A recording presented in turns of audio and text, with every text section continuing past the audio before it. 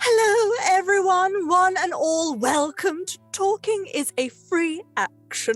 This is our weekly show where we borrow inhabitants of the material plane. We put them through our gauntlet of challenge rooms and questions and see what makes them tick. And we try and find out more about them because, knowledge is delicious. Don't you know? That is the task of us, the question masters, to gain all knowledge. I mean, we know everything already, of course, because we are omniscient. I knew that. See, these are all the things that I know. But of course, knowing everything, we know that we need to know more. So that's why we borrow people from the material plane. I should say my name is the Illusionist. This intro is going really well, don't you think? I represent the Question Masters, who are your resident benevolent inquisitors, and here we are in my Temple of Truth. Today, my friends, I have borrowed our good old friend, Princess Tine. Now, actually, I should ask, do you have a longer formal title? I do. It used to just be Princess Tine Wandemeer, but the princess is technically dropped now. I am technically no longer a princess, so I tend to go with the ex-Princess Tine Wandemeer. Excellent. No, I like that. Yes, I was sort of quite excited about the prospect of kidnapping a princess because that felt like a stereotypical thing to do and something on the tick list at some point. But I'll accept ex-princess. That's fine. I too was a princess once. I just settle for bossing people about these days. What were you the princess of, if I might ask? Knowledge, my Princess dear. of knowledge. Yes. That's a rather wry providence. Did you not have actual people to boss about?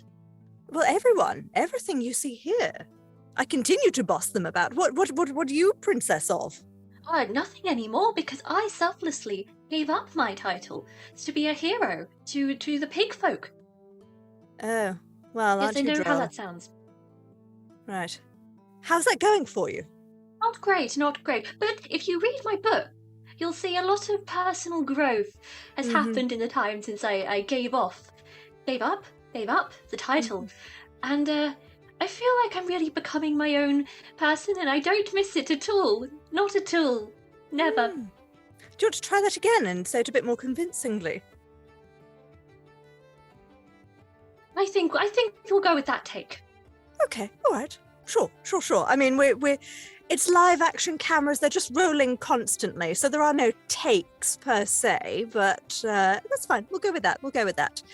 Before we actually continue properly, I ought to say a little bit more context for those who are not regular listeners to Talking is a Free Action.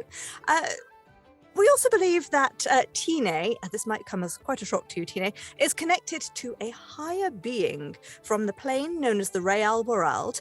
This higher being is known as Evey, and hopefully we'll manage to channel through Tine and get some information about Evey as well. And also, before we begin, I ought to obviously acknowledge our wonderful sponsors and supporters arrayed around us on the screen that you can see. So thank you very much to Hero Forge, Ultra Pro, Phoenix Dice, Alchemy RPG, Idle Champions, Neverwinter, Elderwood Academy, and D&D Beyond. And of course, most of all, our wonderful D20 Club. They're very marvelous, Tine. Do you have a D20 Club? Well, I have a book club. Does that count? Do they give you money?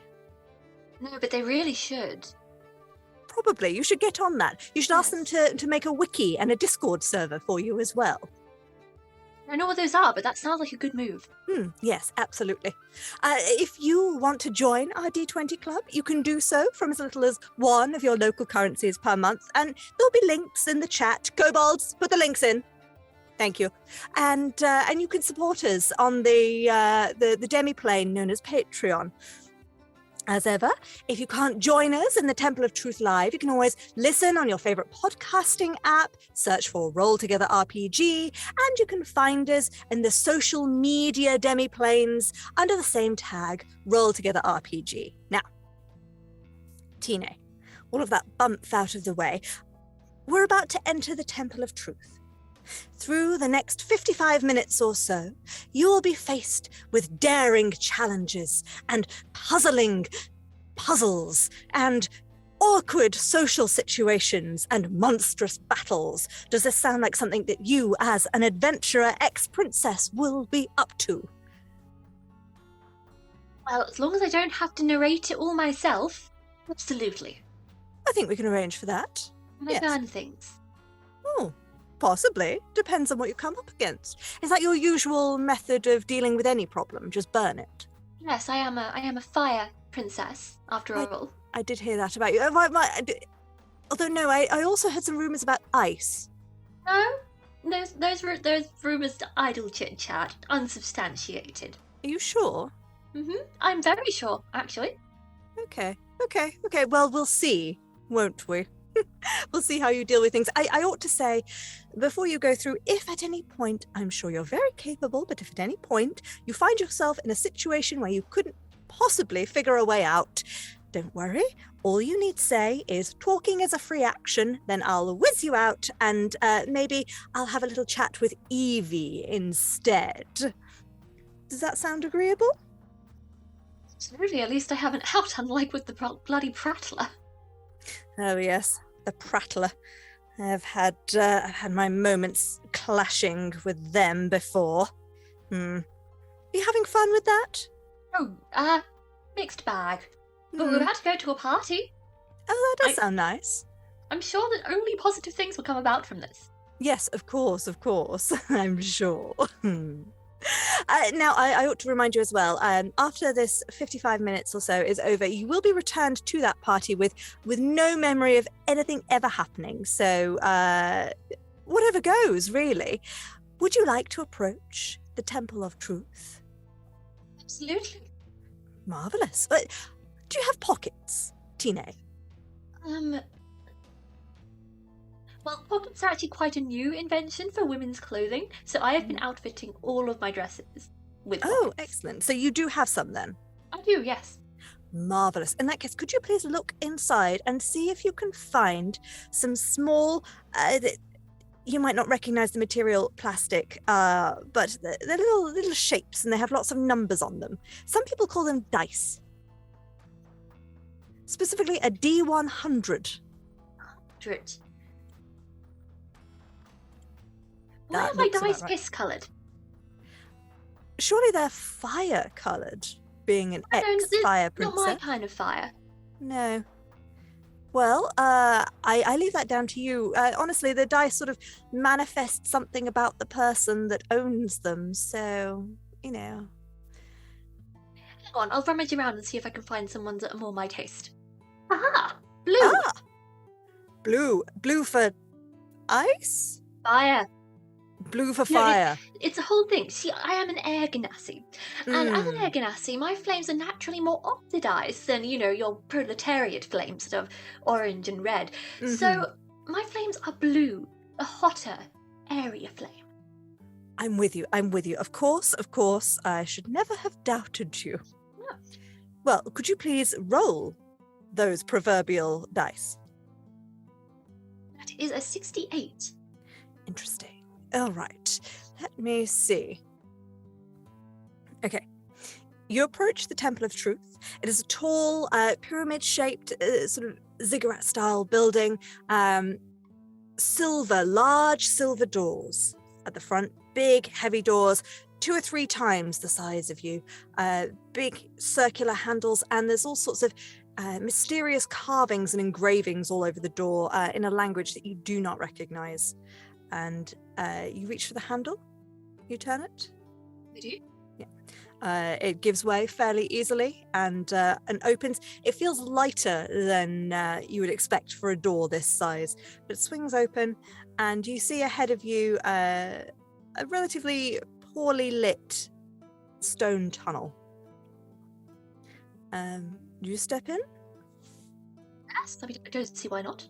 Marvellous. The door shuts behind you, and you can see in the distance there's maybe some... It's not torchlight. It's sort of a weird the corridor itself seems to just have a bit of a natural dim glow. Do you have dark vision? I don't, but I do have the light cantrip. Feel free if you'd like. Yeah. Make some symbols, and a little glowing orb of bluish light appears in front of me as I walk. Lovely. Is that are you casting it on something, or are you just creating an orb of light? Because I think the light cantrip you have to, because it's dancing lights that's like little floaty glowy ones. True. Do I? Okay, it's just on my necklace. Okay, nice. So you're finding it harder to see the floor directly beneath you now because you've got this big glowy orb right on your chest. But ahead down the corridor, it helps a little bit. Actually, you're seeing the walls of the corridor. The light itself is sort of glinting on the walls of the corridor, leading you to believe that it might be moist, damp. I would like to just touch it, just give it a poke. It feels damp. A little bit. Oh, tastes fizzy. Fizzy? Like bubbly or like sour? Like a little bit of both, and a little bit of heat coming with it as well, like something very spicy. Spicy? The smell of anything? Are you good at smelling? I mean, I'm as good as I am at anything, which is amazing. Do you want to make me an investigation check? Oh. Okay. That is 16. Oh, that's pretty good. It's pretty good. As you're looking at this, you're sort of putting a couple of different things together, and you're like, okay, there's damp walls. It's actually a little bit, it's not just damp. There's some patches of the wall where, as you touch it, it's got a little bit of give to it, like it's not give, like the wall's not giving, but it's sort of a little bit sticky, and it's more of a slimy rather than a direct just water. And you clock the shape of this corridor. It's almost perfectly square. It's pretty long as well. And as you're investigating, you hear... Please don't tell me I just licked a gelatinous slime. One moment, just before we get into anything, just one moment. I take out my water canteen, gargle, spit. I can still taste it. More. And I press to digitate something sweet in my mouth. Sure. Illusionist, why did you let me do that? You don't see the illusionist there at all. You're alone in the corridor. But you, as you look down the corridor, this sort of in the dim light at the very edge of your visible range, you just start to see that there is a sort of a weird effect on the end of the tunnel, which, putting two and two together, you think, okay, that's where the cube is. If you look around you, the door behind you has disappeared. It's just a completely solid wall. So you feel like the way forward is forward. Okay. March on forward. And do I see a gelatinous cube eating its way through the earth? You do indeed. You can probably, if you get, say within 20 feet of it, I mean, it moves pretty darn slow. And it takes up all of this corridor.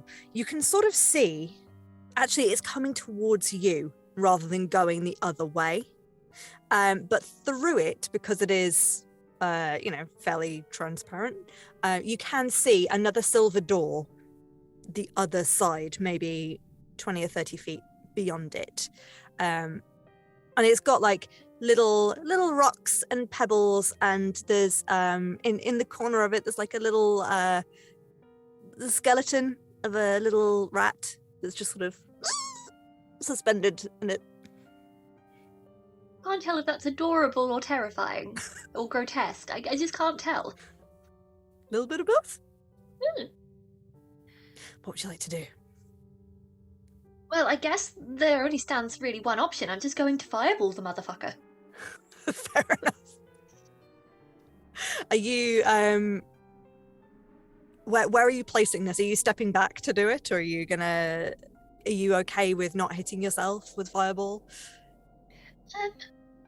I'll step back a little bit, just so that there's a bit less swoom, is the technical term. So I'm 30 feet away, and I just kind of do it from there. What does it look like when Tina casts fireball? Tine is a very handsy sorcerer. There's a lot of arcade, almost kind of voguing kind of moves. Like in Naruto when they do all of their little but less lame. Yeah. Wow. Shots fired. Wait, what's Naruto? What? I thought you were you're not a weeb? I know. Oh, okay. Oh, Tina doesn't. Oh, okay, sorry.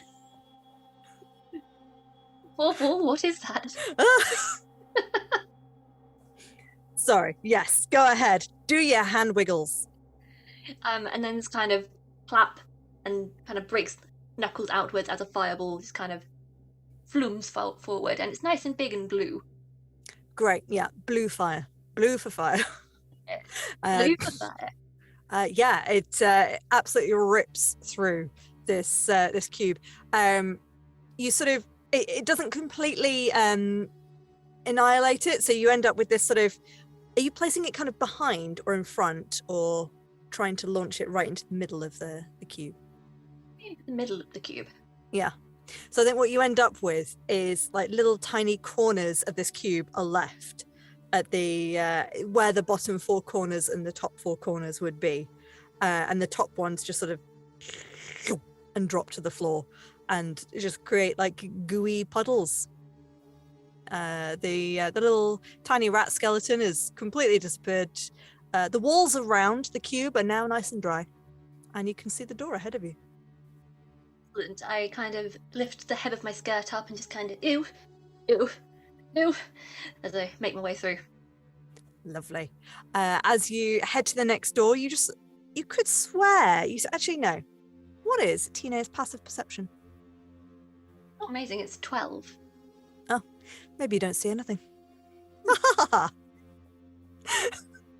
sure everything is fine. It's fine. It's fine. Would you like to roll me another D100? Mm-hmm. That is 70. 70. It's staying quite high again. Yeah. Okay. All right. So you approach the door. Do you approach the door differently this time, knowing the kind of challenges that are behind it? No, I just open it, right? Just swing on down. Mm-hmm. Feel like I dealt with this last room pretty competently. Mm-hmm. I can take anything that another door can throw at me. Sure. Fair enough. All right. So you enter a new room, and this one, I don't think. Excuse me for making assumptions here, but I don't think Tina will have ever been to a 90s disco. I don't think so. No. Probably not. Classic ball, perhaps, but not like a 90s disco. This is like your classic community centre, wooden floors, but it's completely empty. There's like a couple of chairs around the outside. You can see there is a silver door on the far side, but actually what's taking up the majority of the room is on the floor in the middle of the room is a massive glitter ball with all the little reflective metal plates on it. Ooh, shiny. What do you do? I go up and inspect this glittery monstrosity. Lovely. How are you inspecting? Are you just kind of looking at it? Are you tactile? I will look at it from afar for a moment and then kind of nudge it with my stiletto. As you nudge it, actually, as you approach, roll me a perception check. I know your passive's not great, but roll me a perception check. Ooh, okay. 19. 19, yeah. As you get a little bit closer, you'll just hear a... And where is this giggling coming from? the glitter ball. I will just stop a few paces away, give it a very stern look. So, do you want to let me in on the joke? Yes, it's very funny, I'm sure, but I can't laugh with you if you don't tell me what it is. No, why don't you come a little bit closer? Not too sure that you're not just going to try and eat my face. Oh, but it looks so delicious, and I am so shiny. And it starts to turn and rotate, and as it rotates, eyes open all over it and rise out as if on stalks, and a large central eye opens and turns to look at you, and a big grin opens up. Tell me I'm shiny! You're very shiny, dear. We all know it. Ah! And it will rise up. You find yourself in the presence of a beholder. That Fabulous central eye. beholder. It's the most bedazzled and sparkly beholder you've ever seen. This eye, the central eye, is facing you. And it will continue to say, Tell me more about how shiny and beautiful I am. No, this should be a transaction. Tell me how amazing I am, and I'll give you some more compliments. No, it is me. I am the shiny one. Tell me. You are shiny, but I am many other things. Tell me. I just did. Tell me more. It tells me you're not going to be happy unless I just stay here for eternity, repeating how shiny you are. It's starting to look cross. cross. Don't get me wrong, I relate to. And it's starting to point its other little eyes at you, and you get the sense that it's going to start attacking you. You know what? My self-esteem is better than this. I don't have to stand around giving someone else compliments when I have magic words. Talking is a free action. Aha! Very good. I was about to say, magic words, you say? Magic. Hi, Evey. Hello. You have been pulled out of the beholder's gaze, who just wants to be told that she's beautiful. Lovely. I love that beholder. I something just about that just really tickled me.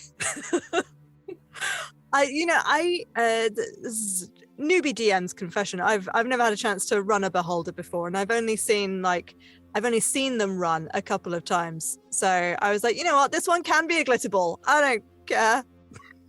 Why not? Once ran a campaign where I had a beholder and two gazers, and like I led the party to believe that they were going to be fighting these guys, but no, it was actually just a dance battle, and they were a kind of a cappella group called I think it was Specky and the Gazers. Amazing. Yeah, it was fun. Wait, did the beholder wear glasses if they were called Specky? Yeah, I wore a single one.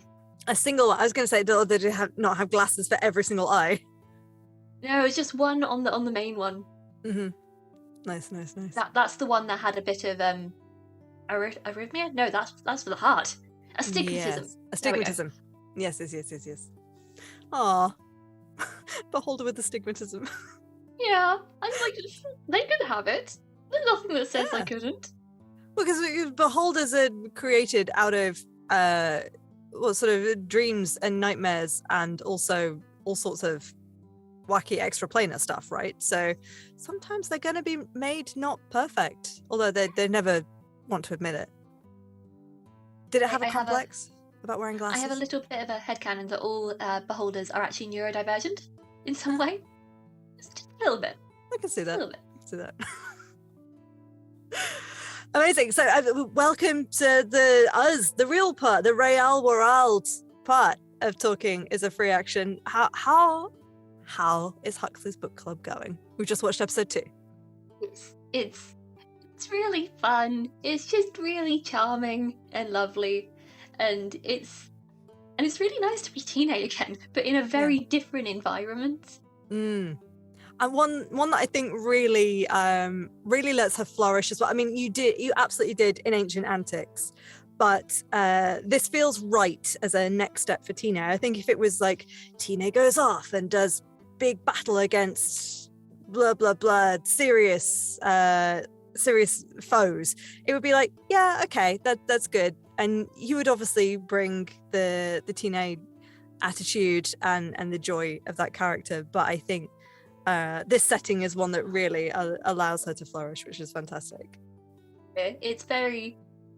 I think what I'm learning about Tine through this campaign is that she's on a journey of self-discovery, and this is her book club phase, and she's thriving with people around her, but she is so much more destructive than the book club wants to be. There have been very many moments where I've been like, Tine would definitely just burn these people, just go for it. And I've been like, no, as a player, I step back. I let other people have their moments and don't just burn everything. Yeah. Yeah. No, that's really nice. She's also very bitter about not being invited to join the Shepherds with Huxley. So I was using this as a bit of networking to get in with the actual adventurers. Oh, as opposed to, I mean, the actual adventurers in the book club, they've just, a little past their prime. They've been there, most of them are retired. Yeah. That's why I was a little bit worried about bringing Tine in, because most of them are just retired adventurers, and Tine is just there 20-something and plus 2,000 years. Just in full, I will destroy everything vibe. But I don't know, the vibe is so lovely and welcoming that it's just really sweet. Yeah, it's been so wholesome to watch, but I think it's also, she's there in full destruction mode, but also, she has the goal of get her book talked about, so that's quite important. What's been really nice that Liz has been kind enough to point out after every episode is Tine has moments of kindness now. She has grown. She can be kind. And it's nice to kind of see that come out every so often, even when it comes out in misguided ways. Yeah, especially for characters in a 4-parter, which Ancient Antics was also, it was technically 5 parts, wasn't it? Yeah, because there was the 1-shot and then the 4-part. Yeah. It was 4 parts. Yeah. Where there's always that pressure to like hit those beats and sort of make sure that you get the little moments in because it's so quick. But to be able to bring her back for another 4 episodes and get specific moments of development is really lovely. So I'm enjoying watching it. I'm a fan. I have an actual question that I rolled my random number generator for. You must, in capital letters, kill off one of your living D&D characters. Who and how? It's hard because I've got so many living D&D characters. I can barely remember them all. Who am I killing off and how? Who is the most annoying? I don't know. I've played some annoying characters. Because I'm trying to think of my one-shot characters that I've done here as well. Yeah. Okay. You had what was it? The little goblin lady in the Christmas one-shot that we did together. Kira. Like, even as a player, Kira is OP at level 1 that I don't know if I could. She was ridiculous for that campaign where it was like, no, you're all gonna die. You were just like, nope. I rolled just organically insanely well. And I was like, yeah, this character is just gonna be out for herself. It's just gonna try and survive, and somehow I really didn't expect her to survive. And now the shiniest of shinies that I'm sure this beholder would not like is now a terror unto the world. Oh god. Well, one of the other questions is like, how would one of your previous characters deal with the room that your current character is in? So I'm going to sneakily ask that. How do you think Kira would deal with the sparkly beholder? Well, probably try and take the shinies off of Oh no. off of the beholder and become the shiniest of shinies? If she allowed herself to be eaten by the beholder and become part of the beholder, Ooh. would that count? I Because I think it don't would, think. and she's also really, really dumb. So if the beholder were to make that argument, would just leap into its mouth. Yeah. Yeah. So that's a sad end for Kira Kira.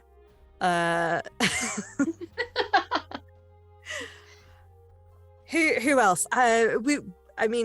We don't want to kill off Tino, but I mean you've technically sort of already killed off Ephemera. Sort of. I actually know what I want to do with her if I ever get an opportunity to bring her back. But yeah, So- she just had a self-destruct pattern. Is that the kind of thing that you want to keep Stum to keep to yourself just in case, or I mean, I could share it if you're interested. go? Yes. So because she has now been reborn, kind of, as an actual person now, I would want to keep some of the druidy traits, but I'd want to take some levels of barbarian. She doesn't know where the rage is coming from. Oh, that's fun. Yeah, I like that. I just think that's cool, and it's an interesting way of dealing with the emotional trauma that was everything that happened without actually dealing with it directly. I just think that's cool. Yeah. Would she still be a spores druid? Although it might go to another circle just to do some experimentation now that she's alive. I don't know. I haven't thought that far ahead. She'd be a barbarian. A barbarian. Oh, she can actually wild shape now. I mean, I don't want to just shatter your worldview, Evey, but she could technically wild shape the whole time. Mechanically. Mechanically, but like if you were undead and you wanted to wild shape into something alive, think of the whiplash. Oof. Pulse, Oh, no yeah. pulse. Pulse, no pulse. Hunger, no hunger. Mm-hmm. Poops, no poops. Oh god, the nightmare. with Eldraste suddenly being able to eat normal food again, suddenly being like, I can eat normal food. Oh, I can eat normal food. Oh no. Oh no, your digestive system. No. Terrible times. So yeah, I imagine wild shaping, I mean, that's an even quicker process. I suppose that is a lot to get to grips with.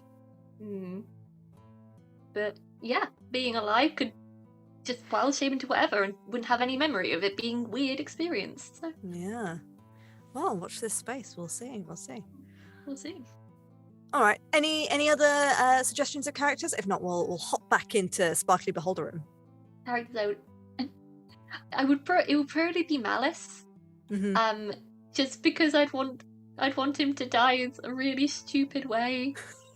I just imagine like whatever end he would eventually meet would just be hilarious. Like leading his snake cult through the desert, just saying, "We can do this. We can be the overlords. We will never fail," and just get hit by a meteor.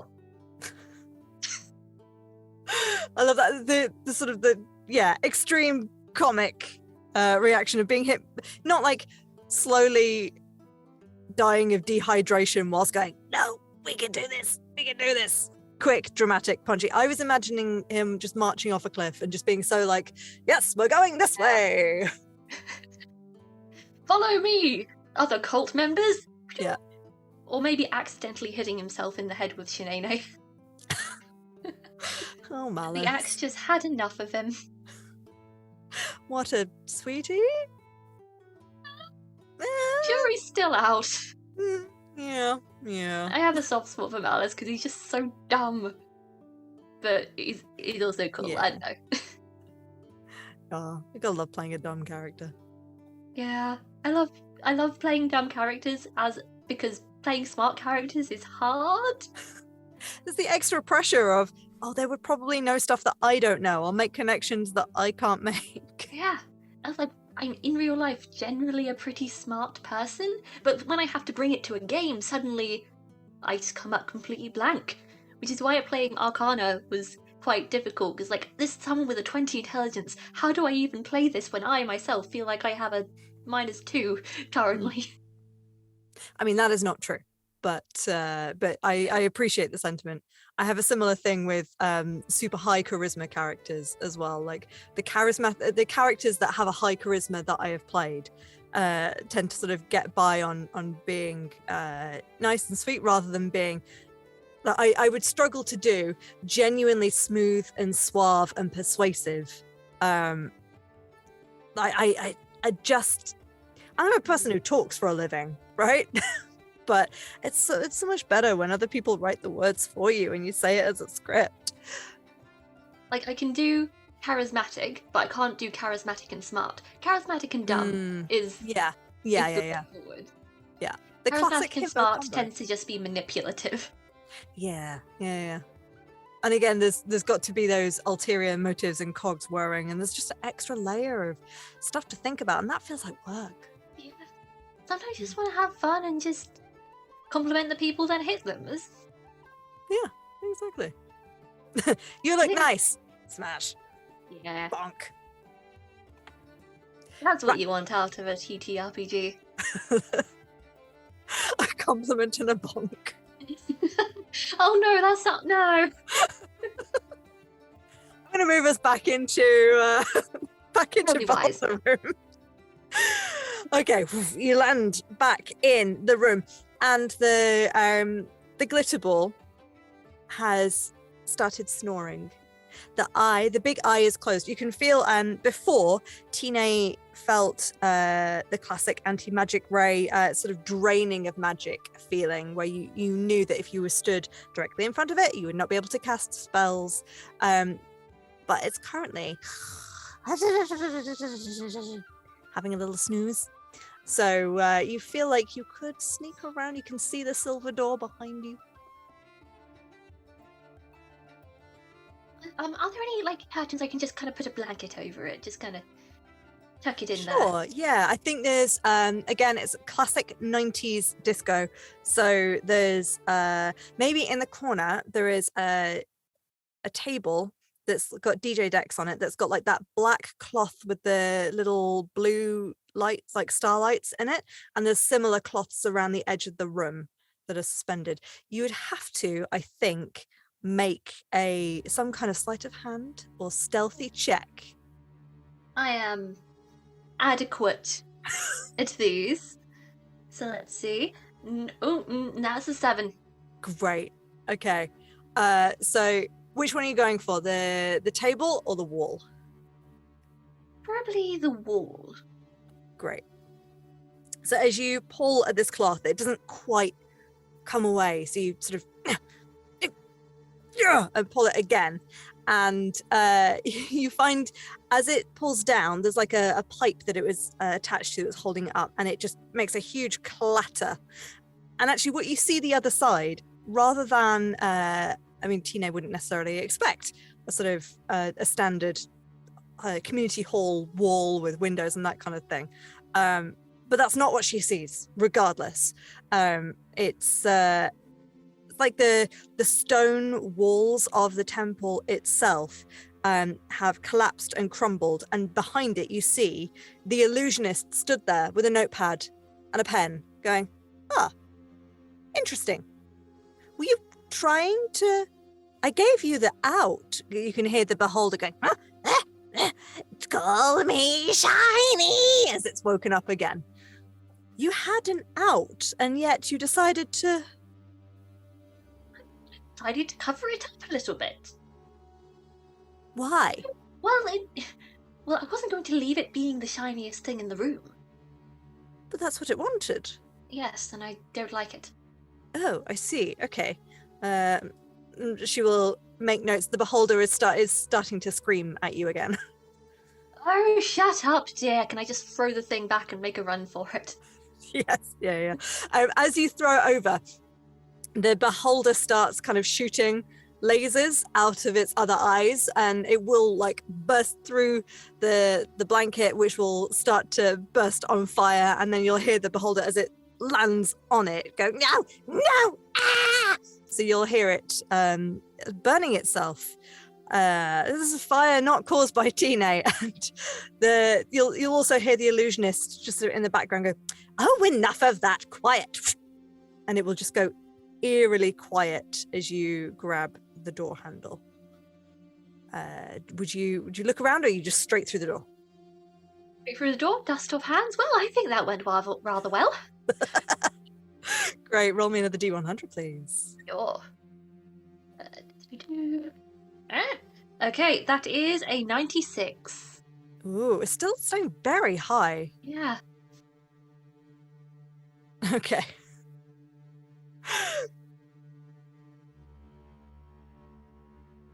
Interesting.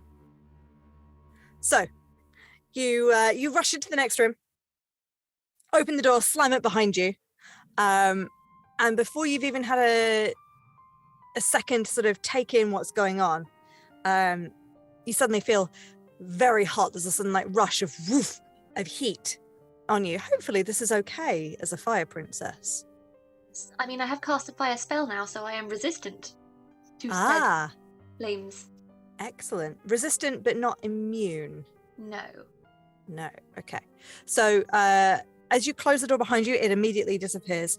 The first thing you feel is the heat, the rush of heat, and then as you take a moment to take the room in, it's just fire everywhere. You feel like at one point this used to be a room, but it's really hard to tell what it would have been. It's quite large. They look like there were tables and chairs at some point, maybe, but they're all broken and falling apart. The roof looks like it is about to collapse. Fortunately, because you are resistant to fire, you're not sort of immediately burning up, and your clothes are not immediately burning you. You can vaguely make out the shape of the exit on the other side of the room, but how would Tine handle this? I mean, does anybody look in danger?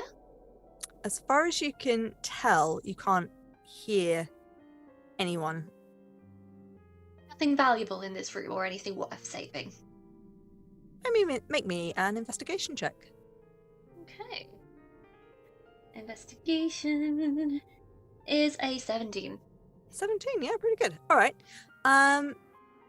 In that case, I'm going to throw this over to you, Evey. What did this room used to be? Ooh.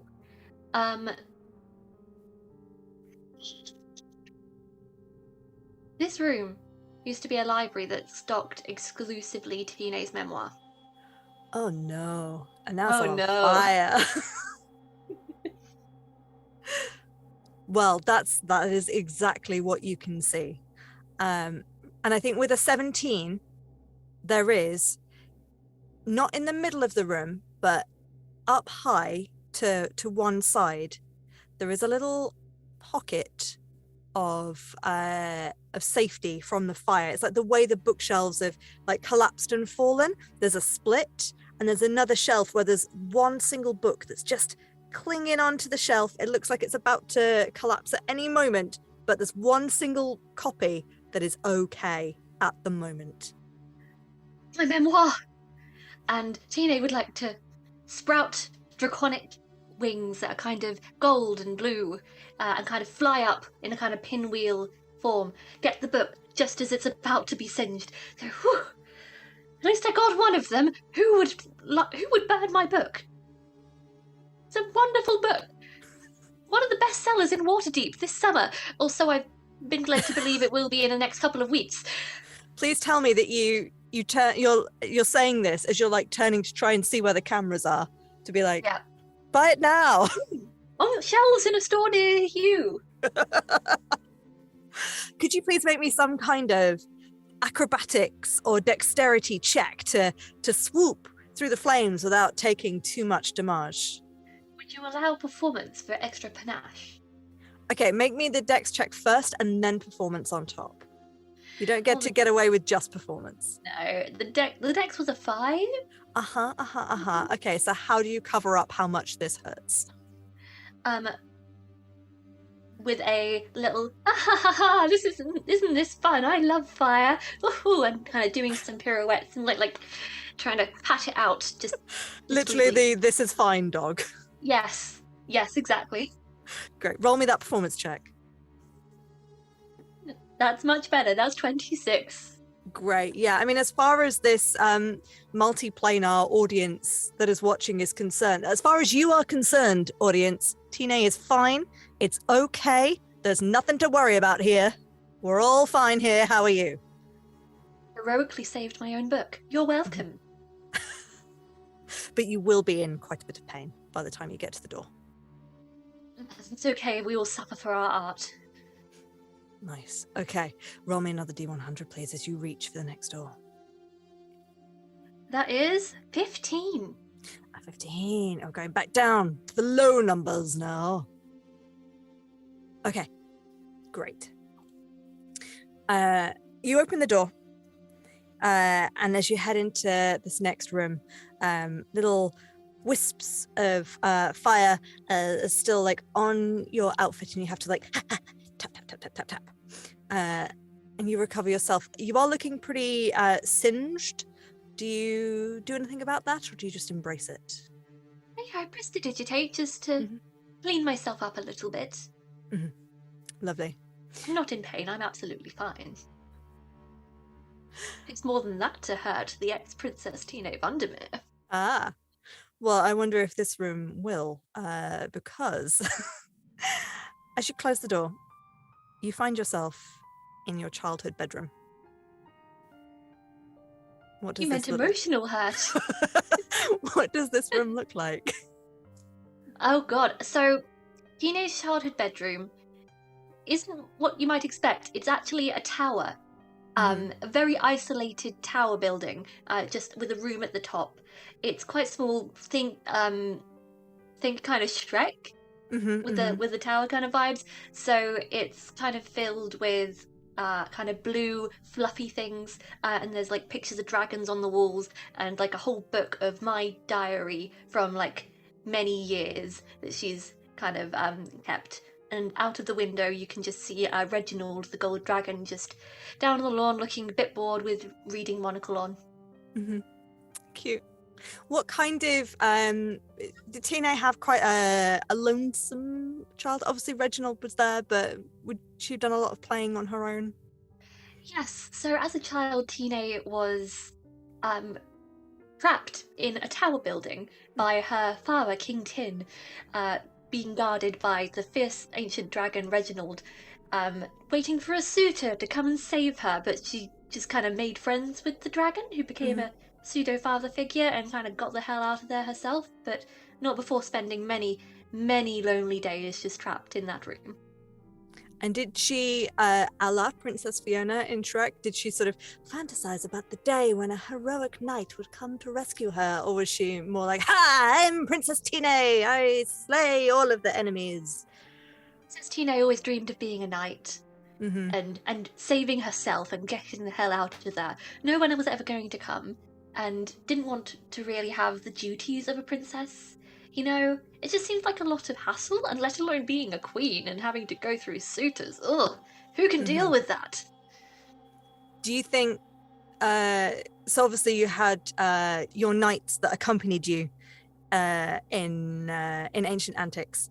Do you think, I can't remember, I'm sorry, did Tina at any point adopt a knightly name?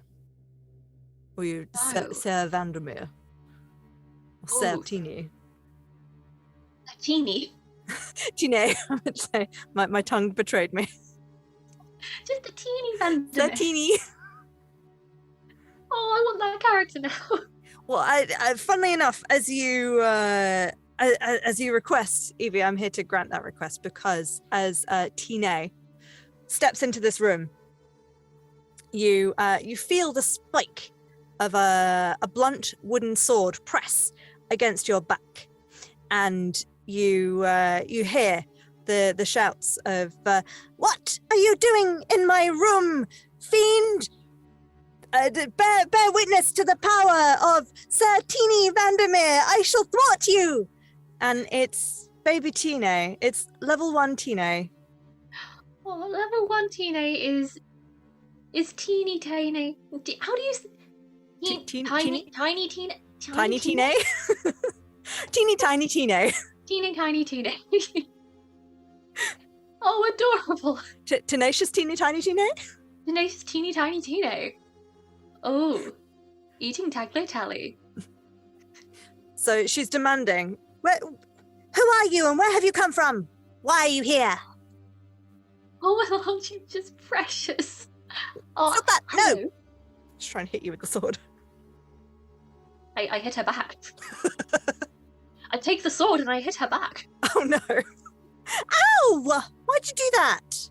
Well, you see, I am you from many years in the future. So you need to learn, love yourself.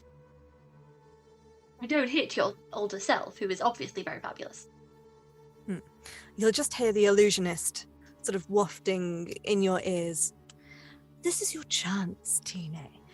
Do you have any advice that you would give your younger self? Teeny tiny Tine. Prophecies aren't real. Make your own destiny. Find your people. Okay? Keep looking for them. But they're not... Where would I find them? I can't leave here. But you can. Why do you think you can't leave here? Because I've got to stay in here, and the dragon, and... So, that's the thing. You don't actually have to do what anybody says.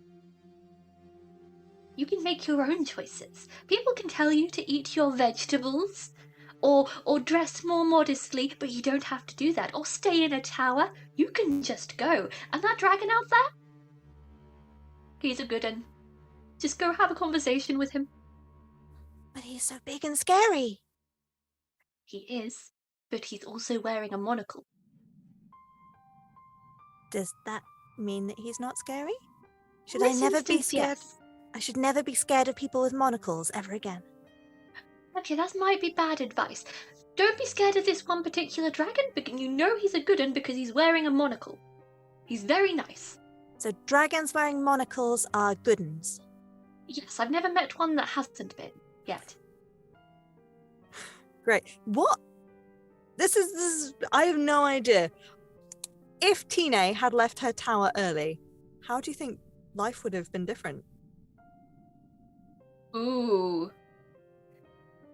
Well, would have tried to have some knightly training a little bit sooner, so probably would have befriended Zeleny a little bit sooner, so maybe that whole plot point of, the usurpation and the betrayal, maybe that would have all ended up playing out. Oh, yeah. Oof. Oh, yeah. I mean, it's interesting that you mentioned getting to know Zeleny more and earlier. You'll hear the illusionist will just sort of pop out of nowhere next to you. Oh yes, that's a good point. I had a note from the puppet, which I believe again was transcending the fourth wall somewhat. He wanted to pass on the message. So, Princess Majesty, Her Iceness, did you talk to your former bodyguard / cousin recently? How's she doing? And then that's all he said. Sorry. I think that note might be for someone else. You've got your wires crossed. Oh, okay. Well, he is usually very wrong, so I'll just pass that on. Yes, maybe if you have someone icy that comes in another time, ask them then. But it couldn't possibly be me. Okay, no, fair enough. So, well, that was very sweet and wholesome. I hate it. I'm going to call talking as a free action. Hi, Evey. Hey. I figure we've got about 5 minutes left, so I wanted to do maybe a couple of speed round questions. Oh, yeah. Out of the questions. What have we got? Okay. Okay, so I think we've previously talked about like what magic spells or abilities would you like to have. What skill would you most like proficiency with in real life? It would probably be, I am really bad at perception in real life. Like, I am hilariously bad. If someone is calling my name in a crowd and I know this person and they're the only person I know, they're at the front of the crowd, I can't spot them. I just can't do it. Give me perception so I can function like a normal human. Great. Yeah, fair enough. Okay. Next speed round question. What is Tine's morning routine? It's a very vigorous 4 a.m. skincare routine. Like those ones you see on TikTok with like the face massaging and like many different face masks. Yeah. Yep. One of those.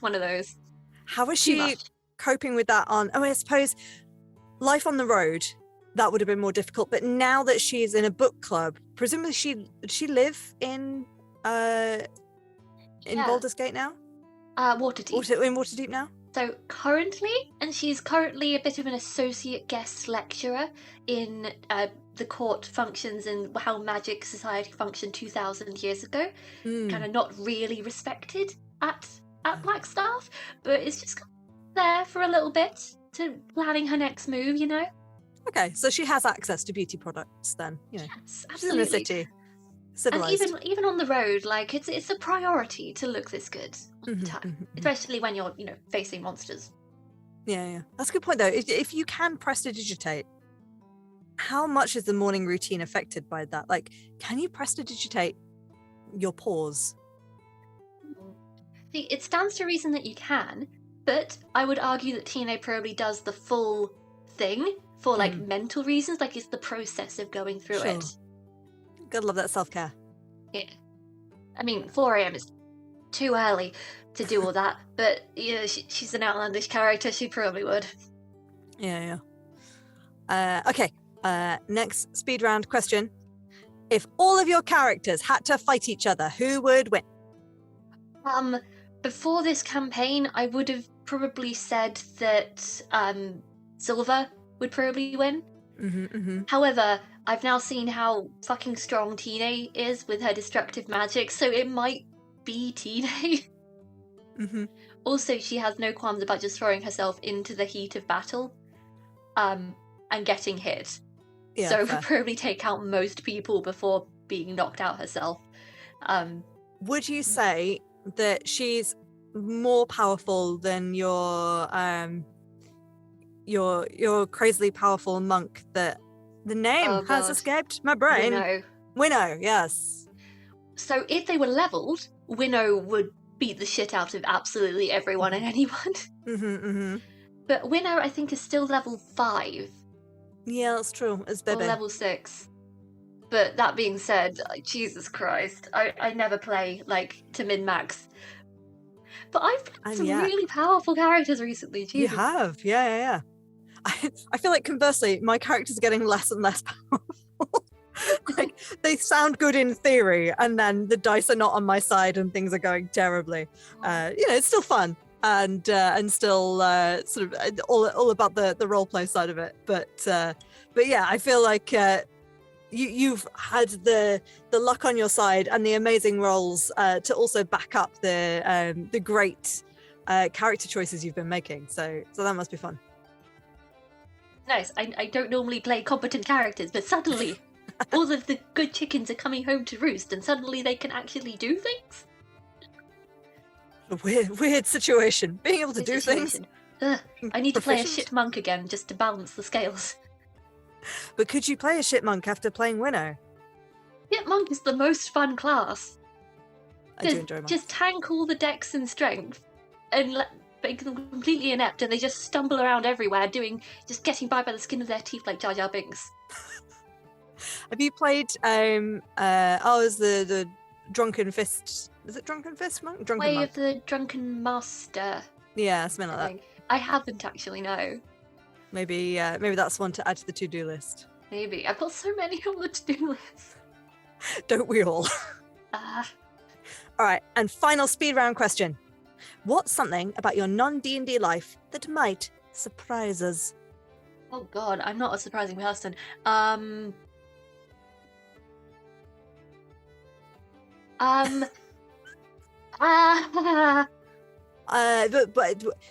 what do you keep as pets? I have 2 guinea pigs. Yeah, you do. Yeah, and they are fluffy and adorable, and they now nod at me if I nod at them. Oh, that's so cute. Have you trained them to do that on purpose? They just do it. I think they're just like, oh, this is a signal. Like this is the socialization thing. So I just Time, go, boss. Like Hestia. You got it. I'm now picturing the anime style thing of like when everyone's in agreement and it just flashes around to like 10 different people and they're all like, Squeak.